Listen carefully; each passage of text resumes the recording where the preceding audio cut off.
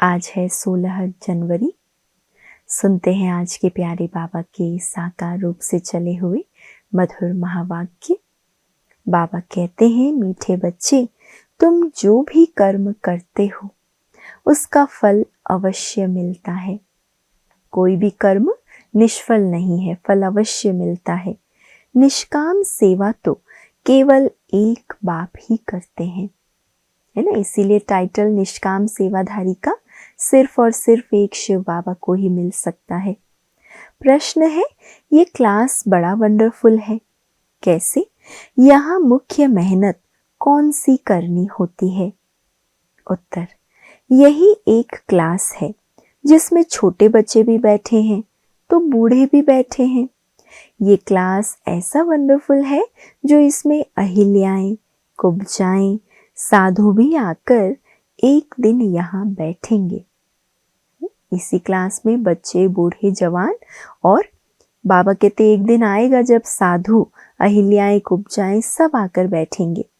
यहाँ मुख्य मेहनत है ही याद की मेहनत। याद से ही आत्मा और शरीर की नेचर क्योर होती है, परंतु याद के लिए ज्ञान चाहिए। बगैर ज्ञान, बिना ज्ञान की याद सही याद नहीं होगी, इसलिए याद के लिए ज्ञान चाहिए। गीत है रात के राही, थक मत जाना। ओम शांति। मीठे मीठे रूहानी बच्चों ने गीत सुना। रूहानी बाप बच्चों को इसका अर्थ भी समझाते हैं। वंडर तो ये है, गीता अथवा शास्त्र आदि बनाने वाले इसका अर्थ नहीं जानते, हर एक बात का अनर्थ ही निकाल देते हैं। रूहानी बाप जो ज्ञान का सागर पतित पावन है, वो बैठ इनका अर्थ बताते हैं कि रात का राही कौन है और सुबह की मंजिल क्या है। बाबा बताते हैं। राजयोग भी बाप ही सिखलाते हैं। तुम बच्चे जानते हो, अभी फिर से राजाओं का राजा बन रहे हैं और स्कूलों में ऐसे कोई थोड़ी कहेंगे कि हम फिर से बैरिस्टर बनते हैं। फिर से ये अक्षर किसी को कहना नहीं आएगा, जानते ही नहीं है ना फिर से क्या है, तो कहेंगे भी नहीं। तुम कहते हो हम 5000 वर्ष पहले मिसल फिर से बेहद के बाप से पढ़ते हैं, ये विनाश भी फिर से होना है। जरूर, बाबा भी फिर से पढ़ाने आता है और ये विनाश फिर से जरूर होना है, और हम भी फिर से बेहद का वर्षा पाते हैं, बेहद के बाप से फिर से पढ़ते हैं। कितने बड़े बड़े बॉम्ब्स बनाते रहते हैं, बहुत पावरफुल बनाते हैं, रखने लिए तो नहीं बनाते हैं ना। ये विनाश भी शुभ कार्य के लिए है। तुम बच्चों को डरने की कोई दरकार नहीं है, ये है कल्याणकारी लड़ाई। बाप आते ही है कल्याण के लिए, कहते भी हैं बाप आकर ब्रह्मा द्वारा स्थापना, शंकर द्वारा विनाश का कर्तव्य कराते हैं। सो ये बॉम्ब्स आदि हैं ही विनाश के लिए, इनसे जास्ती और तो कोई चीज नहीं है ना, इनसे जास्ती पावरफुल कोई चीज नहीं। साथ साथ नेचुरल कैलेमिटीज भी होती है, उनको कोई ईश्वरीय कैलेमिटीज नहीं कहेंगे। यह कुदरती आपदाएं ड्रामा में नूंद है, ये कोई नई बात नहीं है। कितने बड़े बड़े बॉम्ब्स बनाते रहते हैं, कहते हैं हम शहरों के शहर खत्म कर देंगे। अभी जो जापान की लड़ाई में बॉम्ब्स चलाए, ये तो बहुत छोटे थे, अभी तो बड़े बड़े बॉम्ब्स बनाए हैं। जब जास्ती मुसीबत में पड़ते हैं, सहन नहीं कर सकते, तो फिर बॉम्ब्स शुरू कर लेते हैं। कितना नुकसान होगा वो भी ट्रायल कर देखते हैं। एक एक बॉम्ब्स कितने पैरामीटर तक इफेक्ट डालता है वो भी चेक करते हैं। बाबा कह रहे अरबों रुपए खर्च करते हैं, इन बनाने वालों की तनख्वाह भी बहुत होती है। तो तुम बच्चों को खुशी होनी चाहिए, पुरानी दुनिया का ही विनाश होना है। तुम बच्चे नई दुनिया के लिए पुरुषार्थ कर रहे हो। विवेक भी कहता है पुरानी दुनिया खत्म होनी है जरूर। बच्चे समझते हैं कलयुग में क्या है और सतयुग में क्या होगा। तुम अभी संगम पर खड़े हो, जानते हो सतयुग में इतने मनुष्य नहीं होंगे, तो इन सब का विनाश होगा। ये कुदरती आपदाएं कल्प पहले भी हुई थी। पुरानी दुनिया खत्म होनी ही है। कैलेमिटीज तो ऐसे बहुत होती आई है, परंतु वो होती है थोड़े अंदाज में, है ना, छोटा छोटा रूप में।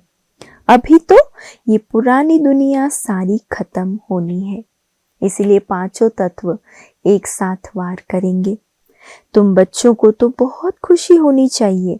हम रूहानी बच्चों को परमपिता परमात्मा बाप बैठ समझाते हैं, ये विनाश तुम्हारे लिए हो रहा है।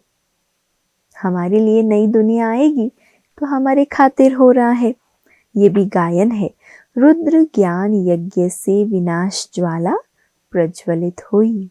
कई बातें गीता में है जिसका अर्थ बड़ा अच्छा है, परंतु कोई समझते थोड़े ही है, वो शांति मांगते रहते हैं। तुम कहते हो जल्दी विनाश हो तो हम जाकर सुखी होवे। बाबा कहते हैं सुखी तो तब होंगे जब सतो प्रधान होंगे, है ना, विनाश से सुखी नहीं होंगे।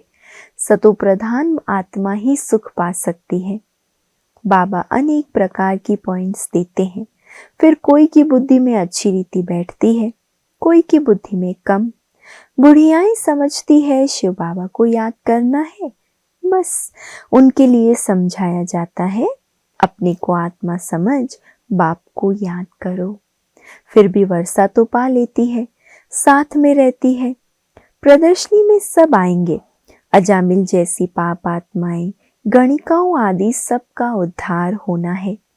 मेहतर भी अच्छे कपड़े पहनकर आ जाते हैं, है ना, कहीं भी मेला आदि हो, प्रदर्शनी हो तो मेहतर भी आते हैं। गांधी जी ने अछूतों को फ्री कर दिया, साथ में खाते भी हैं।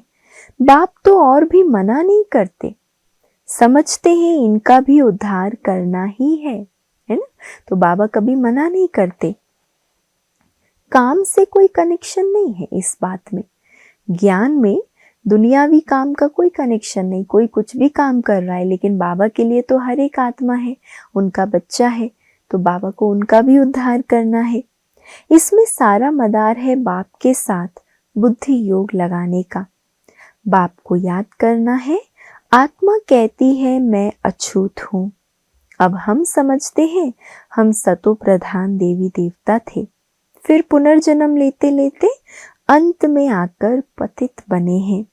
अब फिर मुझ आत्मा को पावन बनना है। तुमको मालूम है सिंध में एक भीलनी आती थी, ध्यान में जाती थी, दौड़कर आए मिलती थी। समझाया जाता था इनमें भी आत्मा तो है ना, आत्मा का हक है अपने बाप से वर्षा लेना। भले वो भीलनी है, लेकिन बाबा कहते हैं तो वो भी आत्मा ही ना। उनके घर वालों को कहा गया इनको ज्ञान उठाने दो। बोले हमारी बिरादरी में हंगामा होगा। डर के मारे उनको ले गए। तो तुम्हारे पास आते हैं, तुम किसी को मना नहीं कर सकते हो। जब भगवान मना नहीं करता तो हम कभी किसके साथ ऐसा ऊंच नीच का बर्ताव नहीं कर सकते। गाया हुआ है अबलाएं, गणिकाएं, भीलनियां, साधु आदि सबका उद्धार करते हैं। साधु लोगों से लेकर भीलनी तक, है ना, ऊंच से ऊंच लेकर नीच से नीच तक। तुम बच्चे अभी यज्ञ की सर्विस करते हो, तो इस सर्विस से बहुत प्राप्ति होती है, बहुतों का कल्याण हो जाता है। दिन प्रतिदिन प्रदर्शनी सर्विस की बहुत वृद्धि होगी। बाबा बैजेस भी बनवाते रहते हैं। कहाँ भी जाओ तो इस पर समझाना है, ये बाप, ये दादा, ये बाप का वर्षा। अब बाप कहते हैं मुझे याद करो तो तुम पावन बन जाएंगे। गीता में भी है माम एकम याद करो। सिर्फ उनमें मेरा नाम उड़ाए बच्चे का नाम दे दिया है। भारतवासियों को भी ये मालूम नहीं कि राधे कृष्ण का आपस में क्या संबंध है।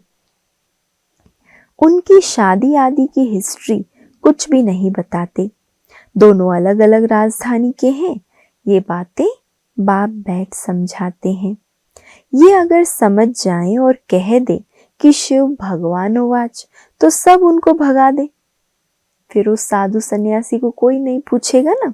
कहे तुम फिर ये कहां से सीखे हो, ये कौन सा गुरु है, कहीं बीके है तो सब बिगड़ जाए, इन गुरुओं की राजाई ही चट हो जाए।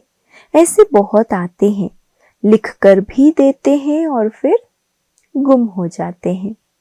बाप बच्चों को कोई भी तकलीफ नहीं देते, बहुत सहज युक्ति बतलाते हैं। कोई को बच्चा नहीं होता तो भगवान को कहते हैं बच्चा दो, फिर मिलता है तो उनकी बड़ी अच्छी परवरिश करते हैं, पढ़ाते हैं, फिर जब बड़ा होगा तो कहेंगे अब अपना धंधा करो। बाप बच्चे को परवरिश कर उनको लायक बनाते हैं तो बच्चों का सर्वेंट ठहरा ना। ये बाप तो बच्चों की सेवा कर साथ ले जाते हैं। हमारा शिव बाबा हमको छोड़ता नहीं है, हमारे साथ अपने लेकर जाएगा हमको। वो लौकिक बाप समझेगा बच्चा बड़ा हो अपने धंधे में लग जाए, फिर हम बूढ़े होंगे तो हमारी सेवा करेगा।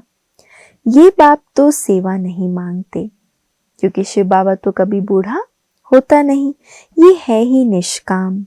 लौकिक बाप समझते हैं जब तक जीता हूं तब तक बच्चों का फर्ज है हमारी संभाल करना, है ना। ये अंदर इच्छा रखते हैं ना, ये कामना रखते हैं। ये बाप तो कहते हैं मैं निष्काम सेवा करता हूँ। हम राजाई नहीं करते, मैं कितना निष्काम हूँ, और जो कुछ भी करते हैं तो उसका फल उनको जरूर मिलता है। ये तो है सबका बाप, कहते हैं मैं तुम बच्चों को स्वर्ग की राजाई देता हूँ। तुम कितना उच्च पद प्राप्त करते हो, मैं तो सिर्फ ब्रह्मांड का मालिक हूँ, सो तो तुम भी हो, परंतु तुम राजाई लेते हो और गंवाते हो। हम राजाई नहीं लेते न गंवाते हैं, हमारा ड्रामा में ये पार्ट है। तुम बच्चे सुख का वर्षा पाने का पुरुषार्थ करते हो, बाकी सब सिर्फ शांति मांगते हैं। वो गुरु लोग कहते हैं सुख काग विष्टा समान है, इसीलिए वो शांति ही चाहते हैं, है ना। सच्चा सुख किसको कहते हैं, जिस सुख में शांति भी समाई है, वो उनको पता ही नहीं है तो शांति मांगते हैं। वो ये नॉलेज उठा न सके, उनको सुख का पता ही नहीं। बाबा समझाते हैं शांति और सुख का वर्षा देने वाला एक मैं ही हूँ। सत्युग त्रेता में गुरु होता नहीं, वहां रावण ही नहीं, वो है ही ईश्वरीय राज्य। ये ड्रामा बना हुआ है, ये बातें और किसी के बुद्धि में बैठेगी नहीं। तो बच्चों को अच्छी रीति धारण कर और ऊंच पद पाना है। अभी तुम हो संगम पर, जानते हो नई दुनिया की राजधानी स्थापन हो रही है, तो तुम हो ही संगम युग पर, बाकी सब है कलयुग में। वो तो कल्प की आयु ही लाखों वर्ष कह देते हैं, घोर अंधियारे में है ना। गाया भी हुआ है कुंभकर्ण की नींद में सोए पड़े हैं, विजय तो पांडवों की गाई हुई है। तुम हो ब्राह्मण, यज्ञ ब्राह्मण ही रचते हैं। इसके पहले भी बाबा ने कहा ना, तुम बच्चे यज्ञ की सेवा करते हो तो तुम्हें कितनी प्राप्ति होती है। ये तो है सबसे बड़ा बेहद का भारी ईश्वरीय रुद्र यज्ञ, सबसे बड़ा बेहद का भारी ईश्वरीय रुद्र यज्ञ। वो हद के यज्ञ अनेक प्रकार के होते हैं, ये रुद्र यज्ञ एक ही बार होता है। सत्युग त्रेता में फिर कोई यज्ञ नहीं होता, क्योंकि वहां कोई आपदा आदि की बात नहीं। वो है सब हद के यज्ञ, ये है बेहद का। ये बेहद बाप का रचा हुआ यज्ञ है, जिसमें बेहद की आहुति पड़नी है। फिर आधा कल्प कोई यज्ञ नहीं होगा। वहां रावण राज्य ही नहीं, रावण राज्य शुरू होने से फिर ये सब शुरू होते हैं। बेहद का यज्ञ एक ही बार होता है, इनमें ये सारी पुरानी सृष्टि स्वाहा हो जाती है। ये है बेहद का रुद्र ज्ञान यज्ञ। इसमें मुख्य है ज्ञान और योग की बात। योग अर्थात याद। याद अक्षर बहुत मीठा है। बाबा की याद, ये जो याद अक्षर है बहुत मीठा है। योग अक्षर कॉमन हो गया है, योग का अर्थ कोई नहीं समझते। तुम समझा सकते हो, योग अर्थात बाप को याद करना। बाबा, आप तो हमको वर्षा देते हैं बेहद का। आत्मा बात करती है, बाबा आप फिर से आए हो, हम तो आपको भूल गए थे। आपने हमको बादशाही दी थी, अब फिर आकर मिले हो। आपकी श्रीमत पर हम जरूर चलेंगे। ऐसे ऐसे अंदर में अपने साथ बातें करनी होती है। बाबा, आप तो हमें बहुत अच्छा रास्ता बताते हो।